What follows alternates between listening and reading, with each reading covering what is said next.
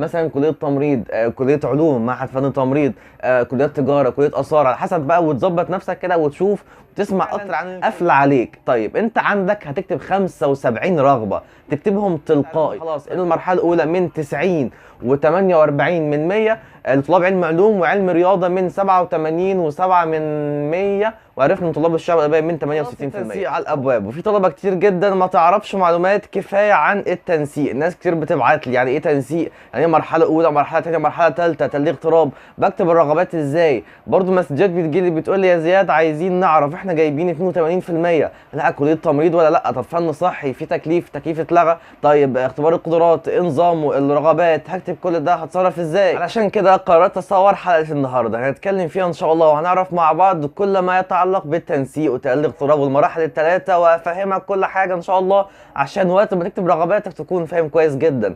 الحلقه دي لكل طلاب الثانويه العامه، مش المرحله الاولى بس ولا الثانيه، لا الثلاث مراحل، الاولى والثانيه والثالثه، وكمان لاولياء الامور عشان يكونوا متابعين وعارفين ايه اللي ماشي واللي بيحصل بالظبط. النهارده باذن الله هتعرف كل حاجه ليها علاقه بالتنسيق. بدايه كده لو انت مش متابعني فاعرف ان فايتك كتير. انا زياد الحصري بقدم محتوى خاص بطلاب الثانويه العامه والكليات، بسهل عليك ازاي تختار كليتك، المميزات، العيوب، فرص السفر، التنسيقات، كل ما يتعلق بفتره الثانويه العامه لحد ان شاء الله ما نخلص جامعه من انشطه والسي في وحاجات جامده كتير. فلو انت مش متابعني ما تنساش تعمل لايك الفيديو ده واشترك في القناه وفعل زر الجرس عشان تتابع كل الفيديوهات اللي جايه. ويلا بينا نعرف مع بعض كده اصلا يعني ايه تنسيق. معنى كلمه تنسيق، التنسيق هو النظام اللي بيتحكم في دخولك للكليه. الموضوع مش مفتوح، لا ده نظام او سيستم او هيئه بتحدد لك ازاي او تخش الكليه بتاعتك على اساس ايه. الفتره اللي احنا فيها دلوقتي بنشوف بوستات كتير جدا على الفيسبوك وفي كل مواقع التواصل الاجتماعي بيقول لك تنسيق كليه طب بشري ان شاء الله من 92%،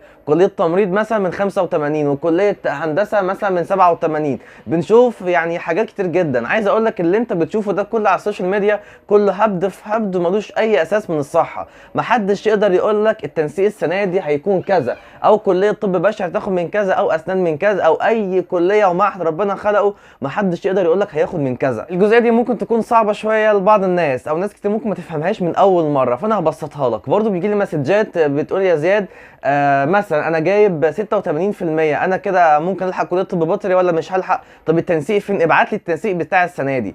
التنسيق ما بيظهرش دلوقتي، التنسيق ما بيظهرش غير لما انت بتكتب رغباتك وبيظهر لك، واوضح لك ازاي. لو جينا سالنا نفسنا سؤال، مين اللي بيحدد التنسيق والدرجات؟ هل هي الوزاره؟ لا مش الوزاره. هل انا كزياد؟ لا مش انا. اللي يحدد التنسيق هو انت، هو حضرتك اللي بتحدد التنسيق عن طريق الاقبال.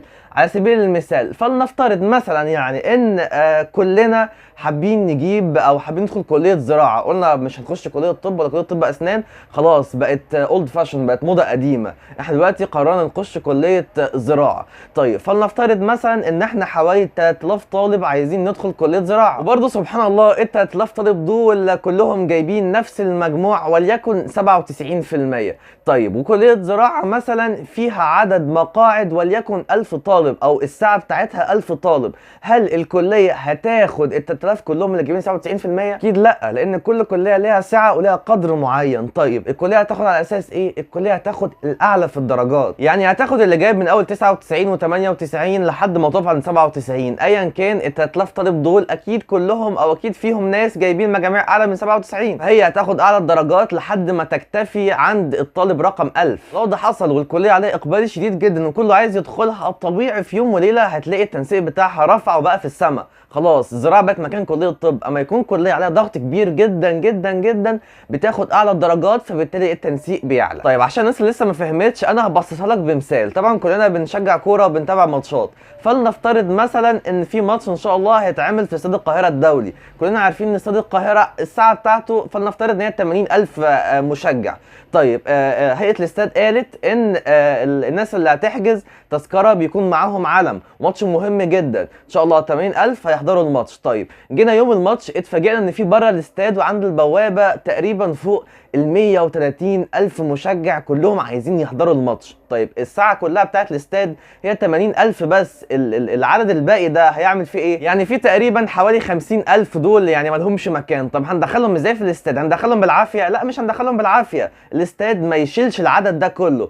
قالوا هنعمل ايه؟ فهيئه الاستاد قالت هندخل الناس كلها الدخول مجاني وخلاص، دفع تذكره مفيش مشكله، بس خلاص اي حد يجي بعد كده ندخله مجاني. طيب هنعمل ايه في العدد ده كله؟ قال لك الاولويه هتكون للناس اللي كانوا حاجزين ودافعين ثمن التذكره مش هيدخلوا مجاني، فبالتالي هقدر اخد العدد اللي انا عايزه، والعدد الزياده مش هقدر اخده. نفس الكلام ينطبق على التنسيق بالظبط. هنعكس الايه شويه، فلنفترض مثلا ان خلاص الناس مش هتخش كليه الطب وما عادش عليها اي اقبال خالص، فبالتالي الكليه بقت فاضيه، مفيش حد عايز يدخل الكليه دي، فبالتالي هي عايزه ناس، فهتنزل بمجموعها عشان خاطر حضرتك تقدر تدخل فيها بكل سهوله. لو انت برضو ما فهمتش هفهمها لك او هوصلها لك بمثال تاني، وده اخر مثال خلاص عشان نكمل الفيديو بتاعنا. فلنفترض ان انت اوريدي اصلا حصل معاك في ثانويه عامه في الاول، لو انت رايح تحجز درس، المدرس قال لك الحجز بالاولويه، يعني اللي هيجي ان شاء الله يكون ليه مكان معانا، وليكن مثلا اوضه الدرس او السنتر اللي انت بتكون موجود فيه بتاخد تقريبا حوالي 500 طالب. طيب وفي تقريبا جه حوالي اكتر من 2000 طالب عايزين يحجزوا عند المدرس ده. طب هنعمل ايه؟ مفيش سعه، مفيش مكان، الاوضه اخرها 500 بس، انا مش هاخد ال 500 بتوعي، فهاخدهم على حسب الاولويه، اللي هيدفع اول هو اللي هاخده اول. علشان كده انا ما اقدرش اقول لك ان تنسيق كليه طب بشري مثلا جامعه المنصوره وليكن، ما اقدرش اقول لك ان هي من 92%، لان من 92% لحد 100% فئه كبيره جدا من الطلاب. فانا كده يعني ازاي انا حددت الحاجه دي قبل اصلا ما اعرف الكليه دي عليها اقبال ولا مش عليها اقبال؟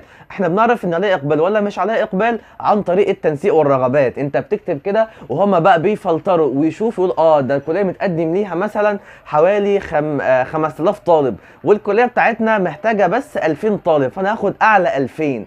انتوا فاهمين ازاي؟ هاخد من فوق من حد 100%، واحنا وانت نازل وانت نازل وانت نازل لحد الطالب رقم 2000، وده يبقى الحد الادنى قفل عليه. حاسك كده تهت مني سيكا، لو انت تهت مفيش مشكله، عيد الجزئيه دي تاني ان شاء الله وتفهمها بكل بساطه. بس عشان تكون عارف، الناس اللي بتكتب على السوشيال ميديا وتنسيق كليه كذا هيكون من 50% ودي من 80%، ده كله كلام ليس له اي اساس من الصحه خالص. ما اقدرش احط حد ادنى وانا ما اعرفش اصلا انا جاي لي كتير ولا مش جاي لي كتير، ازاي؟ طيب نرجع بقى للجزئيه بتاعتنا ما بين كليه زراعه وكليه طب. على سبيل المثال طبعا قلنا الناس كلها تخش زراعه وهتطنش كليه طب، هل ده ممكن يحصل فعلا؟ ايوه ممكن يحصل، وحصل تقريبا من سنه او من سنتين، الناس كلها بتوع علم رياضه اتجهوا لكليه الذكاء والمعلومات او الذكاء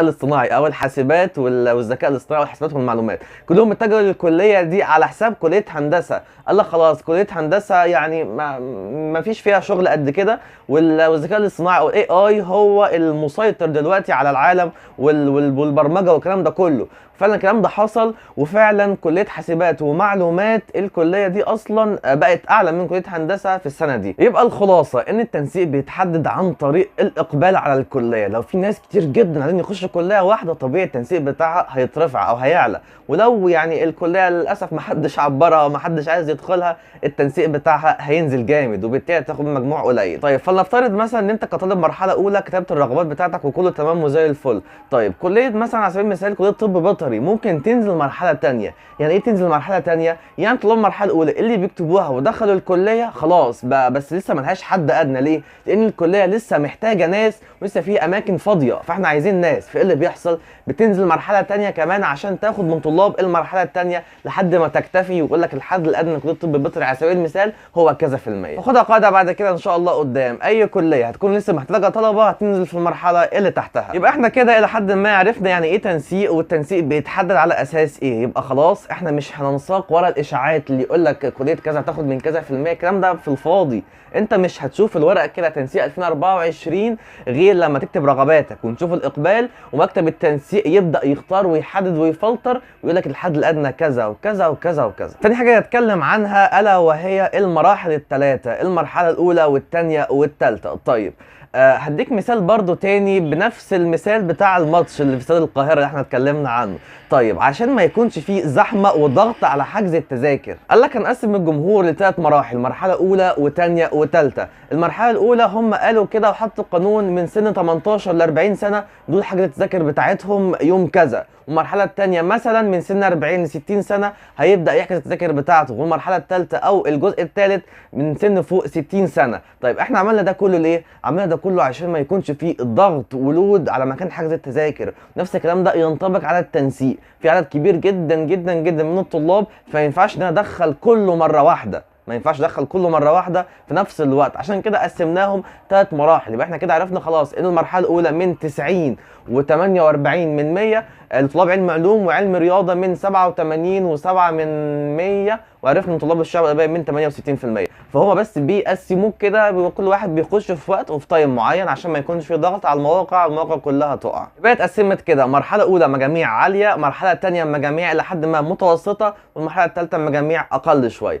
طيب نيجي نتكلم كده مع بعض عن جزئيه برده مهمه معانا، وهي ان شاء الله اما تكتب التنسيق بتاعك سواء مرحله اولى او ثانيه او ثالثه. بس هحط المثال ده عند طلاب مثلا المرحله الاولى. كلنا عارفين الحد الادنى خلاص لتنسيق المرحله الاولى من مجموع 90 و48 من 100. لو انت بالفرد واحد جايب مثلا 90 ونص او 90 و48، اول مرحله فعلا قافله عليك. طيب انت عندك هتكتب 75 رغبه تكتبهم تلقائي. طيب انت واحد المرحله قافله عليك، ما تروحش تكتب لي 75 رغبه كلهم كليات طب الزقازيق، طب دمياط، طب المنصوره، طب القاهره، طب عين شمس، ما ينفعش. انت عارف ان طب بعيد عنك، انت جايب الحد الادنى اصلا للمرحله بتاعتك. ما تروحش تكتب لي الرغبات كلها كليه طب، مستحيل تجي لك، ما تشغلش مخك، لان لو انت عملت كده هيجي لك حاجه اسمها استنزاف رغبات.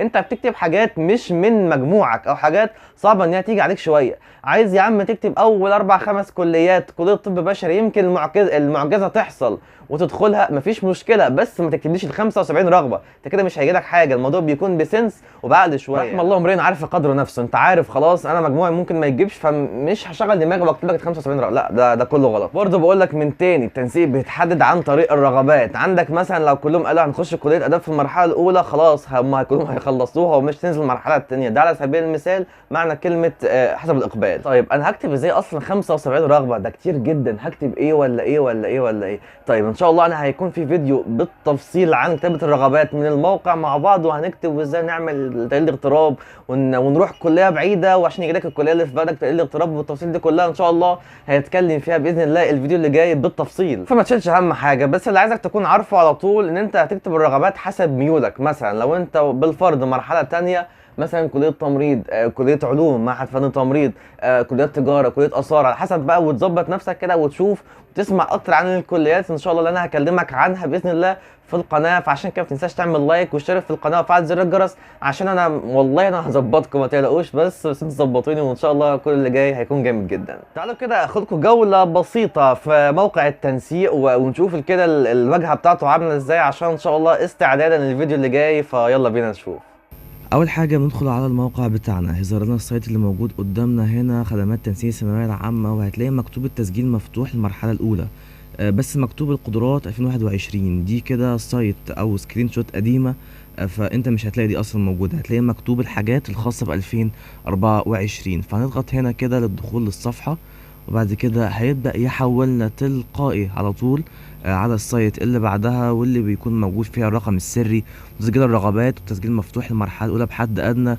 طبعا الحد الادنى ده مش مظبوط، ده بتاع سنه 2021. 2024 هيكون مكتوب التنسيق المظبوط اللي هو من 90 و4 من 10 طلاب علم علوم. طبعا انتوا عارفين الباقي. هيدخلنا كده تلقائي على الخطوه الاولى، ندخل رقم الجلوس ونختار شهاده الثانويه العامه، ونشوف انت سواء ثانويه عامه او علوم تكنولوجيا. بعد كده بندخل رقم الجلوس، شويه معلومات اساسيه كده عنك، تدخل الرقم السري، رقم الجلوس، بيكون في رقم تاكيد تضغط عليه، وبعد كده بتضغط على الخطوه اللي بعدها، بيجيب لك بياناتك الاساسيه، اسمك، تاريخ ميلادك، الاداره، مجموع المواد، اللغات بتاعتك، عربي، انجليش او اللغه التانيه سواء فرنساوي او الماني، ايا كان. الحاجات دي بتكون تلقائيه، مفيش فيها اي مشكله، كلها معلومات اساسيه عنك او عن يعني السي في بتاعك في ثانويه عامه. الخطوه الرابعه من ده انك تدخل الرغبات بتاعتك وتختار بقى والتخصص والكليه والمعهد، وده ان شاء الله كله هنبدا نتكلم عنه الفيديو اللي جاي بالتفصيل. انا بس بديك هنت كده بسيط ازاي تكتب الرغبات او الموقع عباره عن ايه وايه اللي هيقابلك ومش هيقابلك بالظبط ان شاء الله الفيديو اللي جاي، وتبدا تختار كده على حسب المنطقه الجغرافيه، وافهمك يعني تقليل اغتراب والمناطق الجغرافيه لحد ما تملى الرغبات بتاعتك، وبكده انت خلاص تكون كتبت التنسيق بتاعتك او رغباتك، وتضغط على الخطوه اللي بعدها، وبكده انت تكون خلصت كل حاجه. وهنشوف مع بعض ونعرف باذن الله ال 75 رغبة هنكتبهم ازاي او بأي طريقة. زي ما شفنا مع بعض كده وعرفنا التنسيق بيكون عباره عن ايه والموقع وكل ده ان شاء الله هسيبكم في الديسكربشن تحت، فانتظروا الفيديو اللي جاي هيتكلم فيه عن التنسيق والرغبات وكل حاجه. يبقى كده قولا واحدا ونراجع اللي قلناه في الفيديو بتاعنا النهارده على السريع. هتشوف منشورات على الفيسبوك وبوستات وكلام كتير جدا يقول لك عاجل تنسيق المرحله الاولى، تنسيق الكليات 2024، طب بشري. الكلام ده يا جماعه في الفاضي خالص. احنا اعتقد فهمنا معنى كلمه تنسيق وفهمنا يعني ايه رغبات وحسب الاقبال، وان التنسيق بيتحدد ان انت حضرتك بتحدده اصلا. انت ما يكون كاتب مثلا كل الطب كل الاسنان وهكذا، بيشوف ان في اقبال على الحاجات دي فمجموعه بيرفع، فاقدر اقول لك هتاخد من كام وحسب الساعه بتاعه كل كليه وكل جامعه. بس كده الفيديو النهارده خلص، مش هطول عليكم. زي ما اتفقنا ان شاء الله الفتره اللي جايه في فيديوهات جامده جدا هنتكلم عن كليه التمريض ومعهد التمريض والمقارنه ما بينهم. بس ان شاء الله ده غالبا ممكن يكون الفيديو اللي بعد الجاي عن طريق التنسيق. عموما لو انتوا حابين نتكلم عن اي فيديو او اي حاجه اكتبوا لي في الكومنتات تحت، واعذروني لو ما رضيتش عليكم، بيكون في ضغط مسجات، بيكون عندي شغل، فابعتوا لي برضه على الانستجرام، المسجات بتوصل لي هناك بشكل اسرع. بتواصل معاكم دايما يعني وان شاء الله الفتره اللي جايه في فيديوهات جامده جدا جدا جدا. ويا ابطال ثانويه يا عم هونوا على نفسكم، ان شاء الله كل اللي جاي خير، ان شاء الله ربنا معاكم وان شاء الله انا مش هسيبكم، وهنعمل مع بعض باذن الله احلى شغل. بس كده مش هطول عليكم وشكرا.